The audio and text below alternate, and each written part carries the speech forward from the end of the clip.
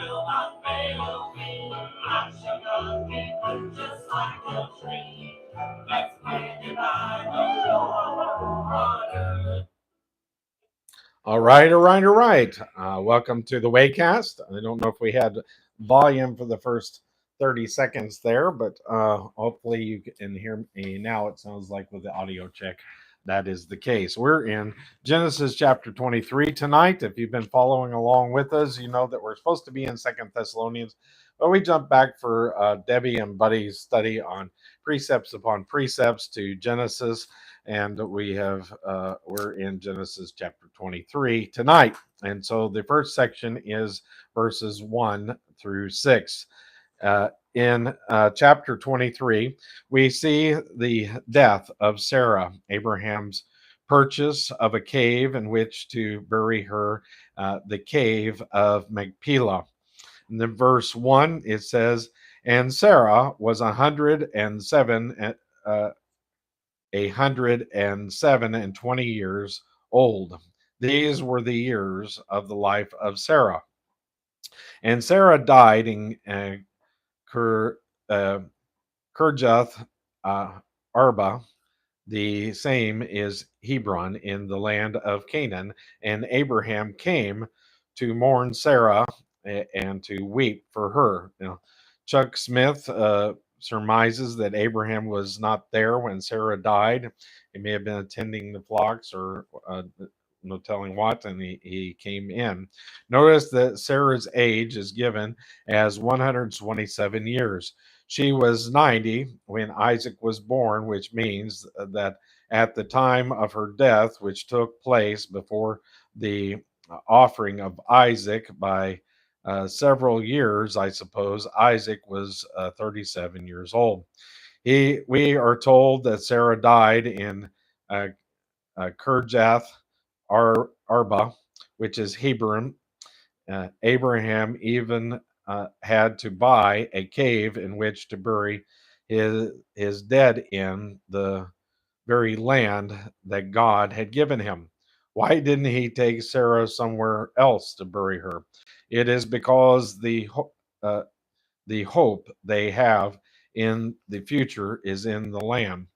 As we move on down in this chapter, we will see that uh, although there are the arrangements for a funeral, which is not very exciting or interesting, and is perhaps even a little morbid to some, it is important to see the great truth here. And then verse 3, Abraham stood up from before his dead and spake unto the sons of Heth, saying, I am a stranger and a sojourner with you. Give me a possession of a burying place with you, that I may bury my dead out of my sight. Genesis chapter 23, verses 3 and 4. Abraham calls himself a stranger and a sojourner, even in the land of promise that God promised to give him. Verse 5. And the children of Heth answered Abraham, saying unto him, Hear us, my Lord, thou art a mighty prince among us. In the choice of our sepulchres, bury thy dead. None of us shall withhold from thee his sepulchre, but that thou mayest bury thy dead. Genesis chapter 23, verses 5 through 6. This is a very generous offer made by the brethren in Heth who live in the land. They probably said to Abraham, "Just pick up your your burying spot in any of our sepulchres." That is, um, sorry. That is, that's it. We'd be delighted to have you. Abraham had made a tremendous impression. They called him a mighty prince. This man's influence counted for something. Then we go to the next section, which is section verses 7 through 9. And so we will pick up reading there, verse 7. And Abraham stood up and bowed himself to the people of the land, even to the children of Heth. And he communed with them, saying, If it be your mind that I should bury my dead out of my sight, hear me and entreat for me to uh, Ephron, the son of Zoar, that he may give me the cave of Machpelah, which he hath, which is in the end of his field.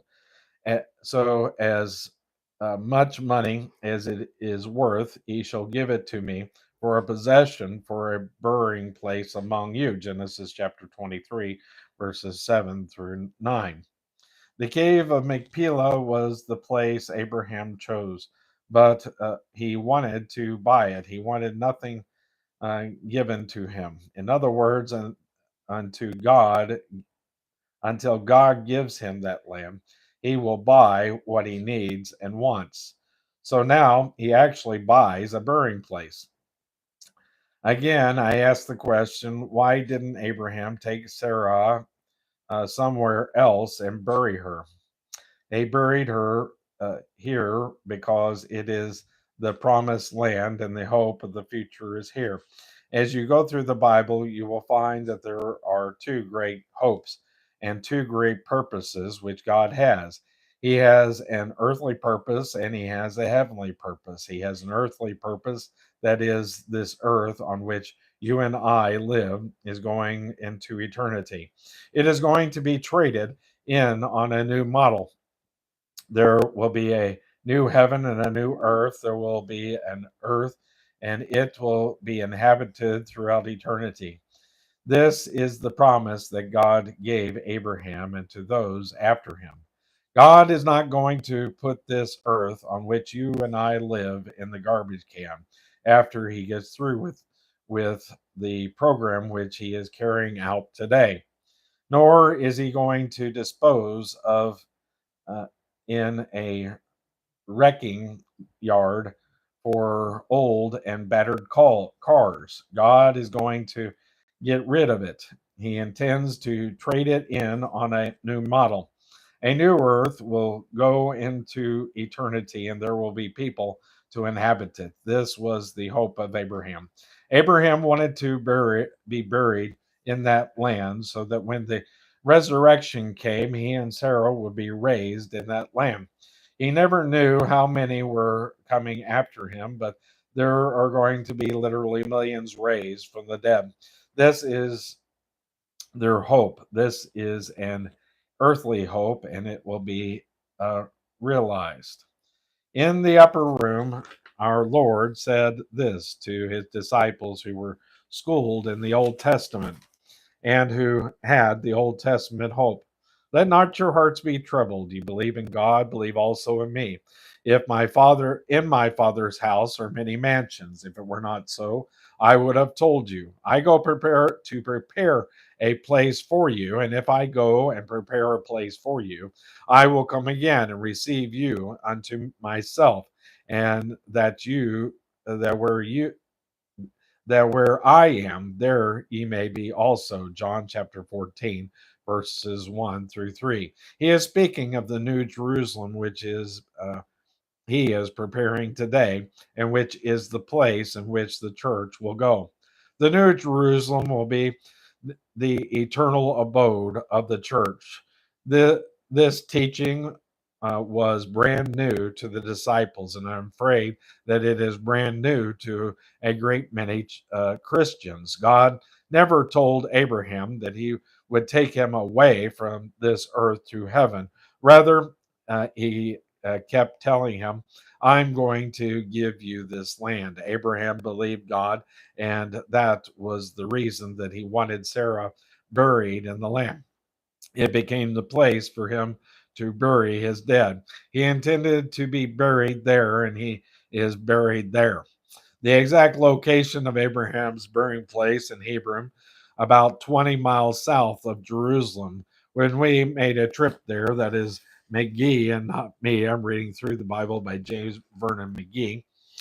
Uh, we visited the Muslim mosque, which is built over that spot. Frankly, on our entire trip through that land, I never felt uncomfortable or even a little afraid until except at Hebron. We had been warned to be very careful in Hebron that there was a great deal of antagonism toward tourists and actually toward everyone who did not belong there. Of course, they allowed us to visit the mosque because it meant tourist dollars. After we went in, we looked through a little hole in the floor and down into the cave where Abraham and Sarah and Isaac and Rebecca, Jacob, and Leah are all supposed to be buried. Rachel is buried in Bethlehem. These folks are all buried in Israel because of their hope of being raised from the dead in that land. It is an earthly hope. Our hope as New Testament believers is a heavenly hope. I trust that is clear to you so that you can understand why this burial was so important to Abraham at this particular time. Abraham now makes a deal to buy the cave, and notice the transaction, and that completes that section. Now we're going to go on, move on to section verses 10 through 20. In verse 10, the and Ephron dwelt among the children of Heth. And Ephron the Hittite answered Abraham in the audience of the children of Heth, even of all that went in at the gate of his city, saying, Nay, my lord, hear me. Uh, give the field I give thee, and the cave that is therein I give it thee. In the presence of the sons of my people I give it thee, bury thy dead. And that this will take us through this section will take us through the rest of the chapter. And Abraham bowed down himself before the people of the land. Genesis 23 verses 10 through 12. Now notice Abraham and the generosity of these people and of this man Ephron is in particular. They certainly were polite in that day. We have the impression that these were cavemen who carried clubs around ready to club each other. If Abraham, Isaac, Jacob, and the other Old Testament saints, even the men who are mentioned in this chapter, were in Los Angeles today and could go back and report to their folks, I think they would say, do you know that our offspring are a bunch of cavemen? They're highly uncivilized. They are rude and crude and a disgrace. I think they would say that of us, but we have the advantage that we can talk about them. It is interesting to note how polite they are. And Abraham bows down himself before the people of the land. Then in verse 13, and he spake unto Ephron and the audience of the people of the land, saying, But if thou wilt give it, I pray thee, hear me, I will give thee money for the field, take it of me, and I will bury my dead there. And Ephron answered Abraham, saying unto him, My Lord, hearken unto me. The land is worth 400 shekels of silver. What is that betwixt me and thee? Bury therefore thy dead. Now, uh, Chuck Smith says here that 400 was a high price, and that they like to haggle over there, and I do too. I have an art of that, and I enjoy it, and I can understand their enjoyment of it. So he says he's starting at a high price, and Abraham hearkened unto Ephron, and Abraham weighed to Ephron the silver, which he had named in the audience of the sons of Heth 400 shekels of silver, current money, with the merchant. Genesis chapter 23, verses 13 through 16. And so uh, we it's interesting. Chuck Smith points out in Acts chapter 7 that Stephen says that Joseph and Jacob were buried in Shechem. And so we don't know. That brings up some speculation if this was in Shechem, or if he bought an additional field in Shechem, or if maybe Stephen was wrong altogether. But I doubt that. That is Abraham paid for the field and cave in the legal tender of that day. Verse 17, and the field of Ephron, which was in Machpelah, which was before Mamre, the field and the cave, which was therein, and all the trees that were in the field that were in all the borders round about, were made sure unto Abraham for a possession in the presence of the children of Heth before all that went in at the gate of his city. And after this, Abraham buried Sarah, his wife, in the cave and the field of Machpelah before Mamre, and the same is Hebron in the land of Canaan. And the field and the cave that is therein were made sure unto Abraham for a possession and a burying place by the sons of Heth. Genesis chapter 23, verses 17 through 20. Apparently, this place is where the mosque is built in Hebron today. It is considered either the second or third most important mosque in the world of Islam.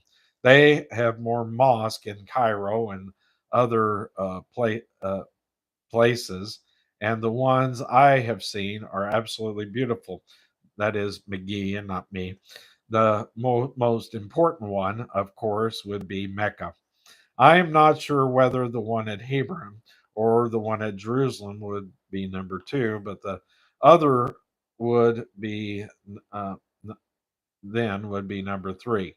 You can see how important this is because the Arabs all trace their lineage back to Abraham.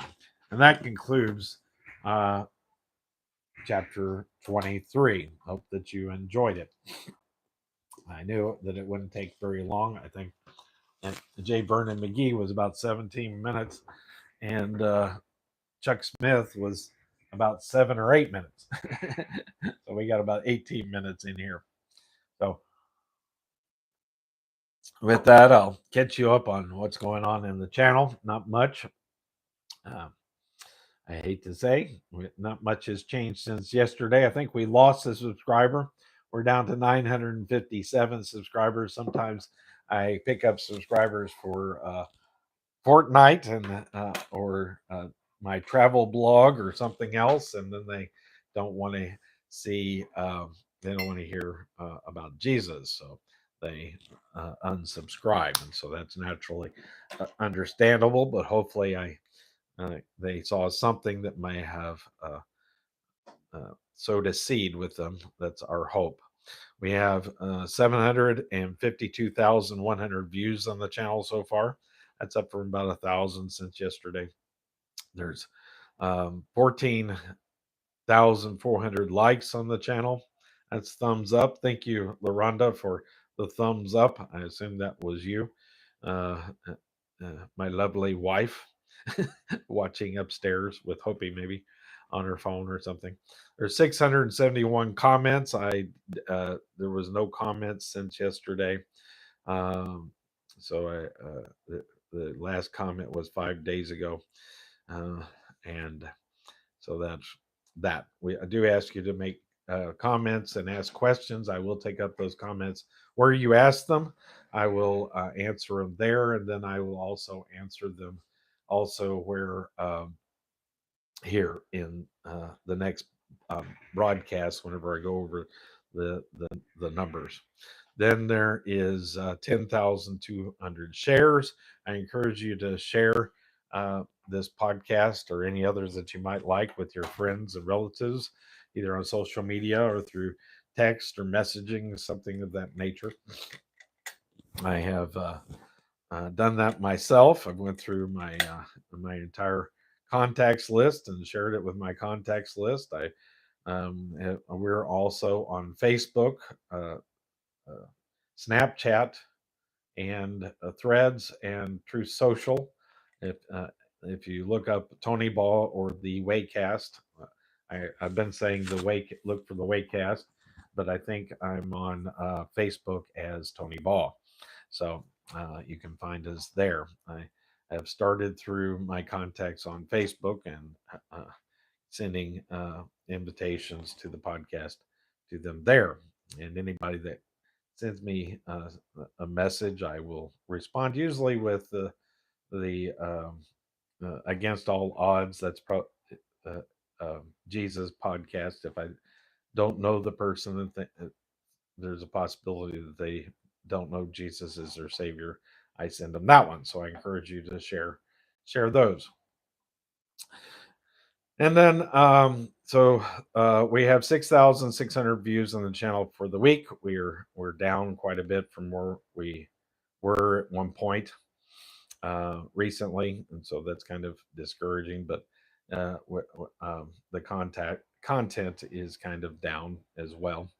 I haven't been posting as many shorts because I haven't had the content. So hopefully this will help in a way that there's not very many opportunities for shorts in these. They're very short chapters, and so they quickly are gone. And so that concludes our podcast tonight, and we are 23 minutes. So with that, we'll say.